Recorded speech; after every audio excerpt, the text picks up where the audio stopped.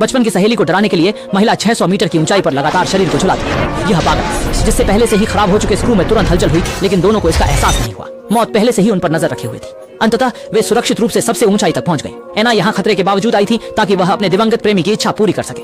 कुछ समय पहले ही उसके बॉयफ्रेंड की दुर्घटना में मृत्यु हो गई थी। मरने से पहले उसने गर्लफ्रेंड से अस्थियां लिंगेन में बिखेरने की बात कही थी। इस वक्त अन्ना ने अस्थियां निकाली, दिल की बात कहकर धीरे से ऊंचाई पर बिखेर दी। जाने से पहले उसने सेल्फी लेने और सोशल मीडिया पर पोस्ट करने का भी ख्याल रखा, लेकिन जब वे नीचे जाना चाहते थे तो मौत ने उन्हें नहीं छोड़ना चाहा। अभी हुए झटकों की वजह से स्क्रू अब दबाव बर्दाश्त नहीं कर सका।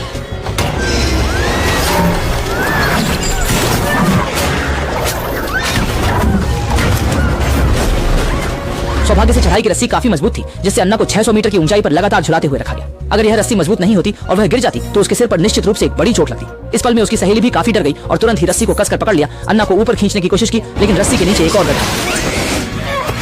इस अचानक स्थिति ने दोनों को पसीने में तर कर दिया। अच्छा हुआ कि दोनों के पास पर्याप्त मजबूत क्षमता थी।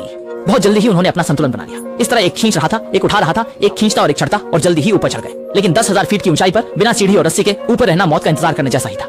दोनों ने मदद के लिए फोन निकालने की कोशिश की, लेकिन जैसा कि उम्मीद थी वहां बिल्कुल भी कोई सिग्नल नहीं था। यह जगह बहुत ही दूर दराज में थी। दोनों थोड़ा निराश हो गए। इस वक्त दोस्त ने सोशल मीडिया चेक किया और खुशी से देखा कि कुछ दर्जन लाइक्स आ चुके हैं, जो संकेत था कि टावर के नीचे या अंत में कुछ अच्छी खबर है। सौभाग्य से उसने पहले मदद की गुहार वाली संदेश लिखा, फिर मोबाइल को रस्सी से बांध दिया और धीरे धीरे नीचे करने लगी। लेकिन जैसे ही रस्सी का अंत आ गया, मोबाइल से संदेश भेजे जाने की पुष्टि करने वाली ध्वनि नहीं आई। इस पर साहसी सहेली ने बड़ा साहस दिखाया। वह टावर के शीर्ष से नीचे उतरकर केवल आधे सीढ़ी पर चढ़ गया। यथासंभव मोबाइल को कम करने की कोशिश की। जब सहन करना मुश्किल हो गया तो उसने पहले ऊपर चढ़कर अपनी शक्ति को बहाल किया, लेकिन संदेश अभी भी सफलतापूर्वक नहीं भेजा गया था। निराशा के समय उसकी सहेली ने दूरबीन से देखा कि टावर के नीचे कोई है। दोनों तुरंत उत्साहित हो गए और चिल्लाने लगे, लेकिन इतनी दूरी से कैसे सुन सकते थे। देखते ही देखते आदमी दूर जा रहा था तो एना ने जल्दी से जूता उतारकर ताकत से उसे टावर के नीचे फेंक दिया। फेंका, लेकिन आदमी फोन पर बात कर रहा था। उसने बिल्कुल भी ऊपर से उड़ती हुई चीज पर ध्यान नहीं दिया। अन्ना ने हार नहीं मानी और दूसरी जूती जोर से फेंकी।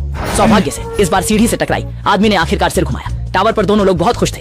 आखिरकार बचाया जा सकेगा, लेकिन आदमी ने जूते को उठाकर थोड़ा देखा, फिर चारों ओर देखा। फिर यह सुनिश्चित करने के बाद कि कोई नहीं है, उसने आराम से जूते को एक तरफ फेंक दिया और बिना पीछे देखे चला गया। कोई उपाय नहीं था। दोनों ने फिर से मोबाइल फोन पर अपनी उम्मीदें केंद्रित कर ली। अभी अभी आदमी जब टावर के नीचे फोन कर रहा था तो इसका मतलब था कि टावर के नीचे 100% सिग्नल था। अब जो करना था वह यह था कि संदेश को संपादित कर सही ढंग से फोन को टावर के नीचे पहुंचाया जाए। इसके लिए सहेली ने तेजी से अपने जूते उतारे, फिर ज़्वांग उसने अपनी अंडरवियर उतारी और उसमें मोबाइल डाल दिया, फिर मोजे उतारे और उन्हें भी डाल दिया। अन्या को चिंता थी कि यह पर्याप्त सुरक्षित नहीं होगा और उसकी सहेली बिना कुछ कहे जल्दी से अपनी ब्रा उतारी और कसकर जूतों में डाल दी। इस तरह दोनों की जिंदगी का सहारा बने जूते जमीन की ओर गिरने लगे। आगे लंबा इंतजार था, लेकिन काफी समय बीत गया और कोई मदद आती नहीं दिखी। इस समय उसकी सहेली को दूर से एक वाहन दिखा। अन्या ने चिंतित होकर सिग्नल गन से इशारा करने का फैसला लिया, लेकिन उसकी सहेली ने कहा कि अभी दिन है, सिग्नल भेजने पर भी उसे देख पाना मुश्किल होगा।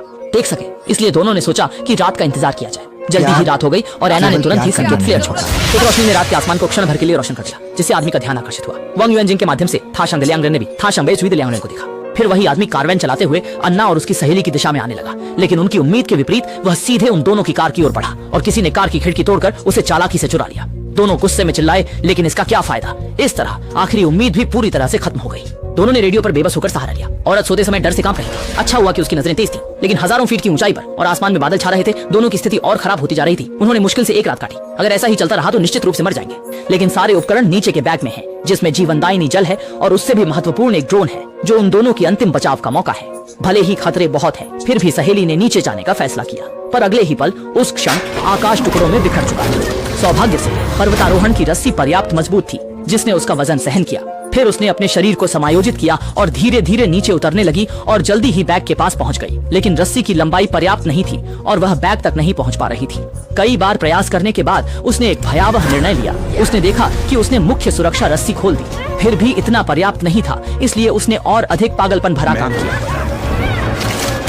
सौभाग्य से सिग्नल यंत्र काफी मजबूत था, जिससे उसने सफलतापूर्वक बैग प्राप्त कर लिया। पर एक नई समस्या आ गई। अब वापस कैसे जाए। इस समय बैग सबसे महत्वपूर्ण है। उसने पहले सेल्फी स्टिक निकाली, फिर बैग को रस्सी पर टांग दिया और उसके बाद छलांग लगा। यह देखकर कौन कछुआ लड़के की प्रशंसा नहीं करेगा। इस तरह अन्ना ऊपर से खींच रही है और सहेली नीचे चढ़ रही है, लेकिन जैसे ही वे सफलता के करीब पहुंचे, सहेली का पैर फिसल गया और वह अचानक से गिर पड़ी। अन्ना डर के मारे स्तब्ध हो गई। वह अविश्वास के साथ स्थिर पड़े हुए रस्सी को देख रही थी, धीरे धीरे नीचे की ओर देखने लगी। सौभाग्य से सहेली ने रस्सी पकड़ ली। पहले के डर के बाद अन्ना ने इस बार पूरी ताकत से ऊपर खींचा और अंत में सहेली को सुरक्षित रूप से ऊपर खींच लिया। सांस लेते हुए अन्ना ने सीधे बैग से कागज निकालकर उस पर मदद का संदेश लिखा, फिर उसे ड्रोन पर लगाया और फिर मशीन को चालू करके आशा की ओर उड़ा दिया। ये दोनों का आखिरी मौका था। हालांकि थोड़ी ही देर बाद बैटरी कम दिखने लगी। एना ने तुरंत नियंत्रक को वापसी के लिए दबाया और अंतिम क्षण में मशीन को पकड़ लिया। इस समय दोनों के चेहरे पर मायूसी थी। क्या सच में उन्हें हमेशा के लिए यहाँ फंसना होगा?